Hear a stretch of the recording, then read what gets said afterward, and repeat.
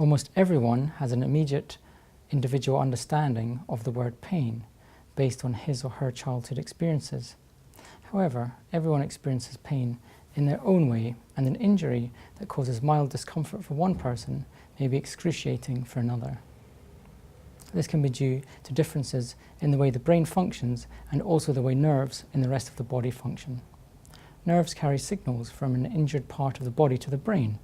In this way, nerves work as a monitoring system. Sometimes these nerves become faulty and can send signals to the brain even when there is no physical injury. In fact, nerves monitor the entire body continuously and have a vital protective role for people. For instance, if you put your hand into a fire, your nerves send a painful, burning signal to your brain, making you quickly take your hand away from the fire. This type of pain may be considered to be beneficial in that it prevents us from injury. Unfortunately, when nerves themselves become faulty, they can send pain signals to the brain even when there is no fire or other real cause for the pain. Faulty nerves result in real pain that may be difficult to treat, and often normal painkillers don't work very well for nerve pain, which is also known as neuropathic pain. Neuropathic pain is often described as sharp, burning, electric shocks, squeezing or crushing, and can last for months or even years.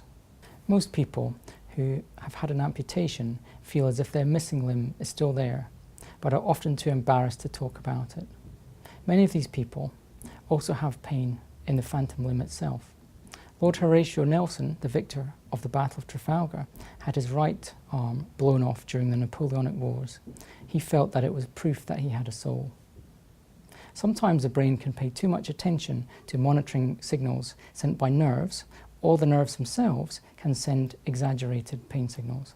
In complex regional pain syndrome, a small injury to a nerve can cause severe swelling of an arm or leg, along with hypersensitivity to pain, stiffness, and skin temperature changes, while in other cases the brain can ignore the pain signals completely. Specific examples of this include on the battlefield and also during intense physical sports such as rugby, where players can play on with minimal pain despite sustaining fractures. This may be due to a mixture of adrenaline and endorphins, the body's natural painkillers. In this way, it becomes clear that the nervous system, and therefore also the experience of pain, is infinitely more complex than previously assumed. Many factors are involved. Nerve injuries can cause increased sensitivity to pain, or even spontaneous pain when there is no injury, or when a previous injury has healed completely. And this can happen after surgery.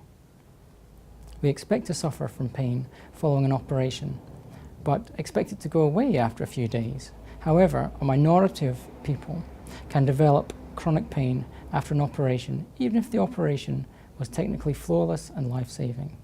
This may be due to unavoidable damage to the nerves caused by the surgical wound itself. Chronic pain can occur after operations such as amputation, mastectomy, chest surgery, hernia repair, and also gallbladder removal. Chronic pain after surgery can be treated in the same way as other chronic pain, but is best treated aggressively as soon as it occurs. Therefore, I recommend that you do not suffer in silence. Some people are at high risk of developing chronic pain due to the biological traits inherited from their parents, while others may be at higher risk due to stressful childhood events, such as physical or sexual abuse. Sometimes it can be helpful to reflect back on previous experiences and understand how they have helped to shape the present so that they can be processed.